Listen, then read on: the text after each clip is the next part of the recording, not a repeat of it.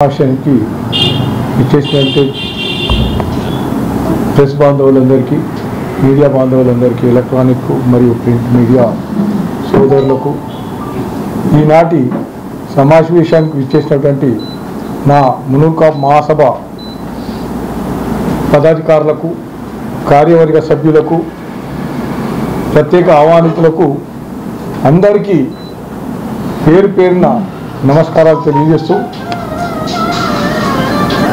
సోదరులారా, ఈరోజు మన తెలంగాణ రాష్ట్ర మునూర్ కాపులో ఎంతో విశిష్టమైన రోజు మనందరికీ. ఎందుకంటే ముందుగా నేను హెచ్చరించాల్సింది ఏంటంటే, ముందు ప్రభుత్వానికి కానీ లేదా అన్ని పార్టీల వాళ్లకు రాబోయే ఎన్నికల్లో ఇప్పుడు ఇచ్చే పదవులలో అధ్యక్ష పదవులు కానీ, చైర్మన్ పదవులు కానీ మునూర్ కాపుల దామాషా ప్రకారంగా వాళ్ళందరికీ కూడా మునూర్ కాపులకు దామాషా ప్రకారంగా మాకు ఉన్న 18% ఏదైతే ఉందో దాని ప్రకారంగా అందరూ అన్ని పార్టీల వాళ్లకు తెలియజేసేది ఏమంటే, మా దామాషా ప్రకారంగా మాకు సీట్లు కేటాయించాలని, పదవులు ఇవ్వాలని చెప్పేసి సభాముఖంగా అందరికి తెలియజేస్తున్నాను, హెచ్చరిస్తున్నాను కూడా. ముందుగా కాంగ్రెస్ ప్రభుత్వంలో ఈరోజు ఈ ప్రభుత్వంలో ప్రస్తుతం ఉన్న ప్రభుత్వంలో మునూర్ కాపులకు ఎలాంటి మంత్రి పదవి ఇవ్వలేదని, అది మా ఆదిశీనన్నకు ఇవ్వాలని చెప్పేసి మేము మునూర్ కాపుల అంతా డిమాండ్ చేస్తున్నాం, రాష్ట్ర మునూర్ కాపు మహాసభ తరఫు నుంచి. అదే కాకుండా కార్పొరేషన్కి ఏదైతే ఫండ్ 50 కోట్లు చేశారో వెంటనే దాన్ని 500 కోట్లకు చేయాలని చెప్పేసి రాష్ట్ర మునూర్ కాపు మహాసభ డిమాండ్ చేస్తుంది. మరీ ముఖ్యంగా రాబోయే ఎన్నికల్లో పదవులకు కానీ, ఇప్పుడు జిల్లా అధ్యక్షులకు కానీ, ఇంకా వివిధ ఎన్నికలు ఏవైతే రాబోతున్నాయో వాటన్నిట్లలో కూడా దామాషా ప్రకారంగా మరోసారి అన్ని పార్టీలకు విజ్ఞప్తి చేస్తుంది ఏంటంటే, తప్పకుండా మునూర్ కాపులకు న్యాయం చేయాలని చెప్పేసి ఈ సమావేశం ద్వారా కోరడం జరుగుతుంది. తెలంగాణ రాష్ట్ర మునూర్ కాపు మహాసభ ఇప్పుడు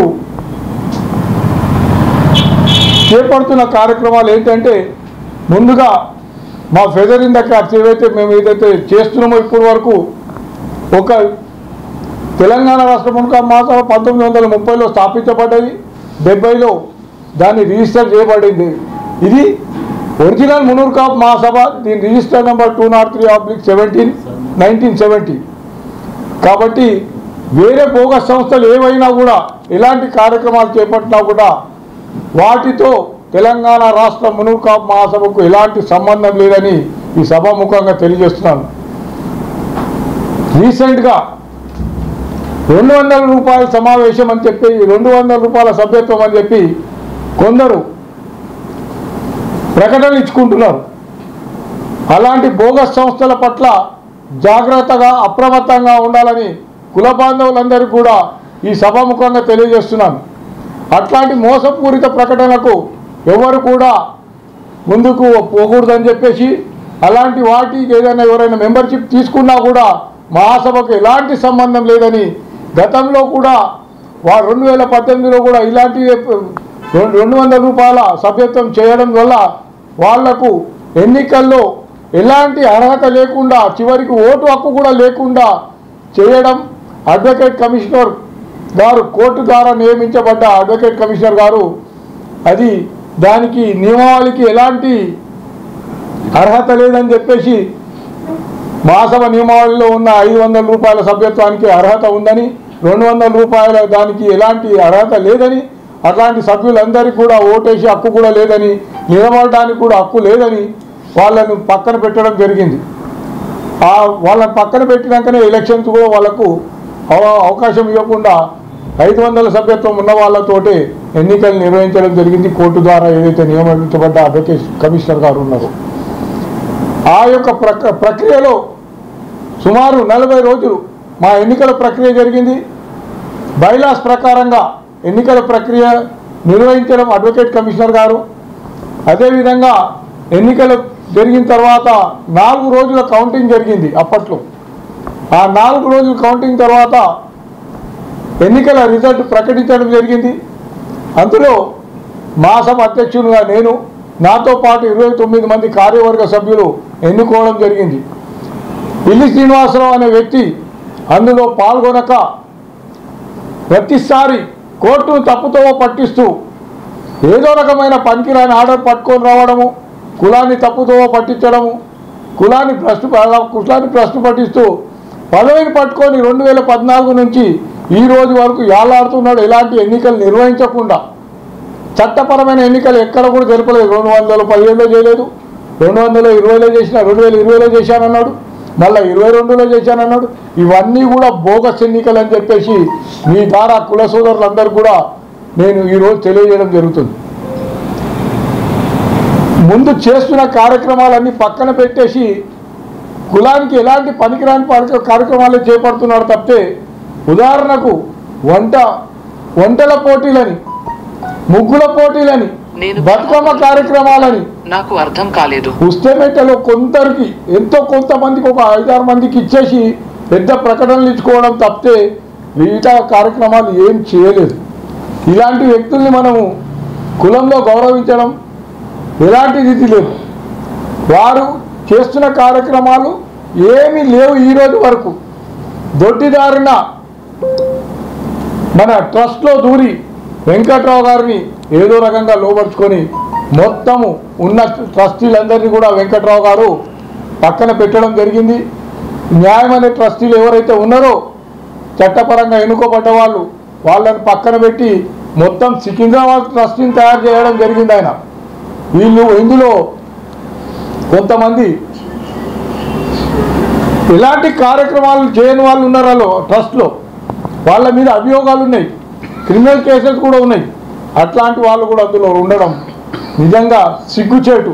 ఎలాంటి కార్యక్రమాలు చేపట్టకుండా నేను అధ్యక్షుడని చెప్పుకోవడము, కారుకి ఇంత పెద్ద డబ్బా బోర్డు పెట్టుకోవడము, బయట తిరిగితే ఎవరు కూడా ఆయనను పలకరించే వాళ్ళు లేకుండా చూస్తున్నది జనాలు అందరూ గమనిస్తున్నారు. అది అయినా కూడా పదవిని పట్టుకొనే యాలాడుతున్నాడు తప్పితే ఇప్పుడు చేపట్టిన సభ్యత్వానికి ఎలాంటి శాంక్టిటీ ఉండదు, గుర్తింపు అనేది ఉండదు అని చెప్పేసి మరోసారి కుల బాంధవులందరూ తెలియజేస్తున్నాను. వాళ్ళు పిల్లి శ్రీనివాసరావు ఎలాంటి కార్యక్రమాలు చేపట్టలేదు ఈరోజు వరకు. పక్కకున్న రంగారెడ్డి జిల్లాలకు కూడా పోలేదు, ఏమి చేయలేదు. ఎలాంటి కుల సంఘాలు కూడా ఎవరు ఎప్పుడు కూడా వారిని పిలిచిన దాఖలాలు కూడా ఎక్కడ లేవు. అది కుల సోదరులు గమనించాలి. అదేవిధంగా తెలంగాణ రాష్ట్ర మునూర్ కాపు మహాసభ మణికొండ వెంకటేశ్వరరావు నా ఆధ్వర్యంలో జరిగిన కార్యక్రమాలు కొన్ని మీకు ముచ్చటగా చెప్తున్నాను.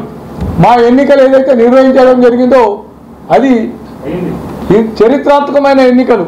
ఇప్పటి వరకు మునూర్ కాపు చరిత్రలో కనివిని ఎరుగని చరిత్ర అది. అందులో భాగంగా నేను వచ్చాక చేపట్టిన కార్యక్రమాలు ఎన్నో ఉన్నాయి. ముందుగా తెలియజేసేది ఏంటంటే, నూతనంగా ఒక ప్రాపర్టీని కొనడం జరిగింది 2 కోట్ల రూపాయల పైచులుకుతో. ఇది చారిత్రాత్మకమైన విషయం. ఇది మొన్ననే తీసుకోవడం జరిగింది. ఈ ప్రాపర్టీ కూడా బ్యాంక్ అకౌంట్లు అన్నీ కూడా నా వద్దనే ఉన్నాయని చెప్పేసి నేను సగర్వంగా చెప్పదలుచాను. పిల్లి శ్రీనివాసరావు దగ్గర ఎలాంటి బ్యాంక్ అకౌంట్స్ లేవు, ఎలాంటి ఫిక్స్డ్ డిపాజిట్ లేవు. అవన్నీ కూడా నేనే తీసుకోవడం జరిగింది. అవన్నీ కూడా తీసుకొని ఇప్పుడు నూతనంగా ఇన్ని సంవత్సరాల నుంచి ఎవరు చేయని విషయాన్ని మేము నూతనంగా సిటీ మధ్యలో ఒక భవనాన్ని, అందులో ఒక ఫ్లోర్ మొత్తం మేము తీసుకోవడం జరిగిందని చెప్పేసి ఎంతో గర్వంగా చెప్పడం జరుగుతుంది. మరి ఒక విషయం, మేము చేస్తున్న ఏవైనా ఖర్చులు కానీ ఆదాయం కానీ ఏదైనా ఉంటే మాకు ప్రతిదీ మా చార్టర్డ్ అకౌంటెంట్ రాజేశం గారి ద్వారా మేము ప్రతిదీ ట్రాన్స్పరెంట్గా పెడుతున్నాము. వాటిని మాసపత్రికల్లో మేము మ్యాగజైన్లో ప్రచురిస్తున్నాం కూడా కంపల్సరీ. ఇంకో మచ్చతనికైన విషయం ఏంటంటే చరిత్రలో ఇప్పటివరకు ఎప్పుడు కూడా జరిగింది, మాకు ఇన్కమ్ ట్యాక్స్ నుంచి రిఫండ్ రావడము, అదేవిధంగా మాకు ఎవరైనా డొనేషన్స్ ఇస్తే దానికి ఎగ్జంప్షన్ కూడా ఇవ్వడం జరుగుతున్నది. ఇది కూడా నిజంగా చరిత్రలో ఇది ఫస్ట్ టైం మాకు వచ్చింది. మేము చేస్తున్న కార్యక్రమాలన్నీ కూడా మ్యాగజైన్లో ఇవి ప్రకటించడం జరుగుతున్నది. వివాహ పరిచయ వేదిక మాకు ఒక మూలస్తంభంగా ఉంటుంది. మొదటి నుంచి కూడా మేము దాన్ని ఆదాయ వనరుగా చూడకుండా ఒక సేవాభావంతో సేవా దృక్పథంతో మా వాళ్ళు ఎవరైతే పనిచేస్తున్నారో నిస్వార్థంగా ఒక్క రూపాయి కూడా తీసుకోకుండా వాళ్ళు సేవ చేస్తున్నారు. వారికి ఈ సభాముఖంగా మరోసారి ధన్యవాదాలు తెలియజేస్తున్నాం. వివాహ పరిచయ వేదిక ఎవరైతే నిర్వహిస్తున్న మ్యారేజ్ బ్యూరో వాళ్ళ సోదరులందరికీ కూడా. ఇప్పటి వరకు మహిళా కమిటీ అంటూ ఒకటి మేము నిర్వహించడం జరిగింది. అది కూడా ఒక చారిత్రకమైన విషయం. 40 మంది మహిళలతోటి మేము ఒక కమిటీ వేయడం ఇదివరకు ఎప్పుడు కూడా మహాసభ చరిత్రలో జరగలేదు. మహిళా కమిటీ అంటే ఏదో 3-4 అట్లా ఉంటుండే, కానీ ఈసారి మాత్రం పక్కా 40 మందితోటి మహిళా కమిటీ వేయడం, వాళ్ళు కార్యక్రమాలు చేపట్టడం, వాళ్ళ మీద కూడా కొంత దుర్మార్గులు చట్టవిరుద్ధంగా మహిళలని కూడా చూడకుండా వాళ్ళపైన కూడా కోర్టులో కేసులు వేయడం, ఇది ఎంతవరకు సమంజసమో ఇది వారి విజ్ఞతగా వదిలేస్తున్నాను. ఇట్లాంటి చట్ట విరుద్ధమైన పనులు చేసుకుంటూ కులాన్ని నాశనం పట్టిస్తూ కార్యక్రమాలకు అన్నిటికీ అడ్డంకులు సృష్టిస్తున్న ఇట్లాంటి విధవలకు మనము సపోర్ట్ చేయడం అనేది నిజంగా కూడా మన దురదృష్టం. ఇది ప్రజాప్రతినిధుల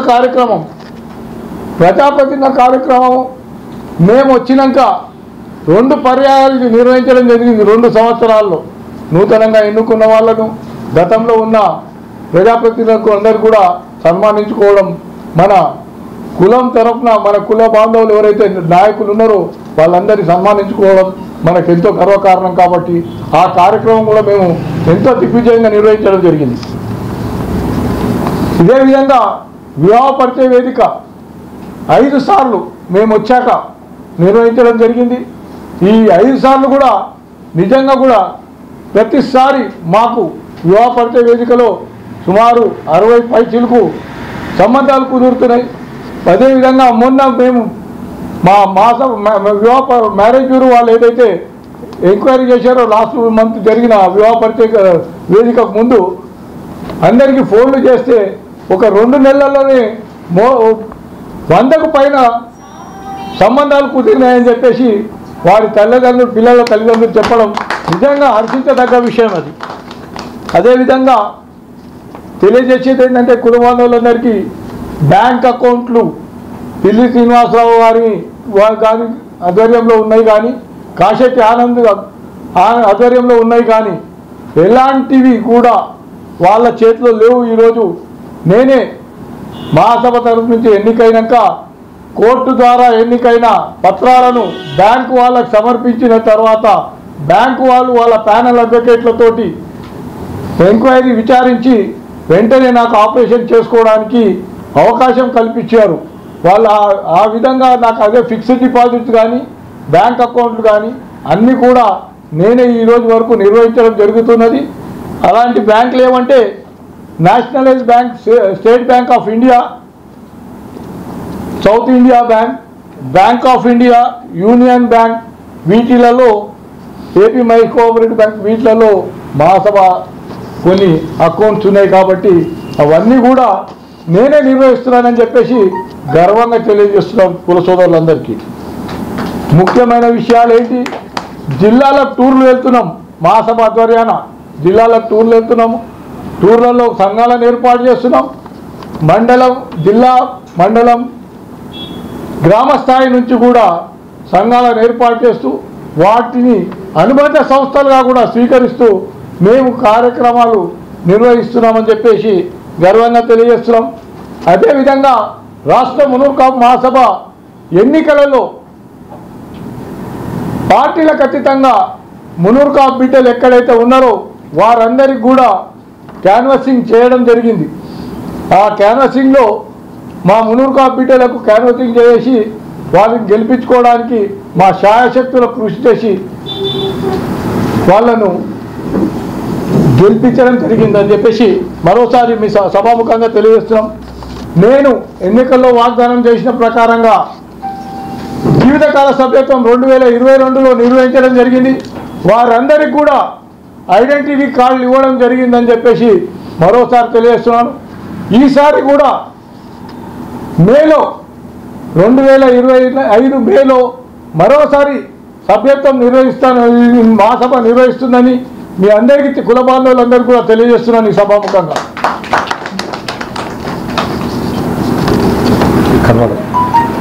పెన్షన్లు, హీరో పెన్షన్లు మనం గతంలో ఏవైతే ఇస్తున్నామో అవన్నీ కూడా కంటిన్యూ చేస్తున్నాం. ఇప్పటికి కూడా అది కూడా ఒకటి గుర్తించుకోవాల్సిందిగా చెప్తున్నాం. జిల్లాలలో నిర్వహిస్తున్న వివిధ కార్యక్రమాలన్నిటికీ కూడా మనను మహాసభను ఆహ్వానించడం జరుగుతుంది. వాటన్నిటిలో పాల్గొనడం, వాళ్లకు బలోపేతంగా మనం సహాయ సహకారాలు పరస్పరంగా సహకారాలు అందించుకుంటూ ముందుకు పోవడం జరుగుతుందని ఈ సభాముఖంగా మీకు అందరికీ తెలియజేస్తున్నాం.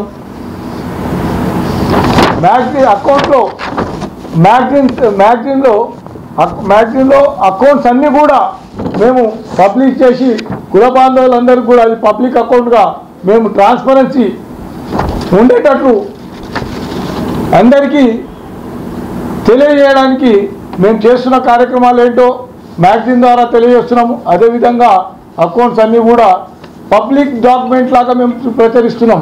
ఇది ప్రతి ఒక్కరు గమనించాల్సిన కుల బాంధవులందరూ కూడా తెలుసుకోవాల్సిన విషయం. అది పుస్తమెట్టలు చేస్తున్నాం.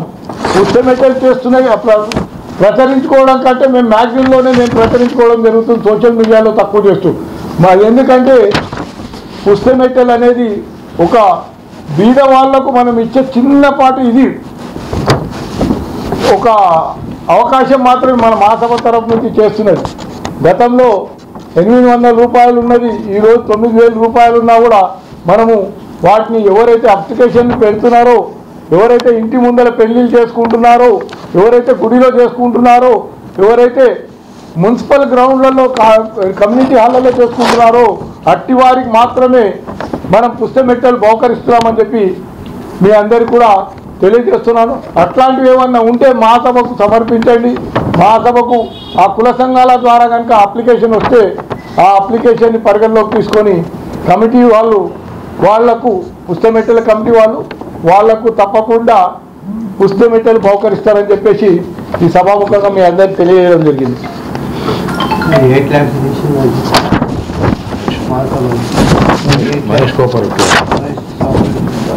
మహేష్ కోఆపరేటివ్ బ్యాంక్లో కూడా మన అకౌంట్ ఉంది. వాటిని కూడా మన ఆధ్వర్యాలనే నడుస్తుంది. అది కూడా దాన్ని కూడా చేస్తున్నామని చెప్పేసి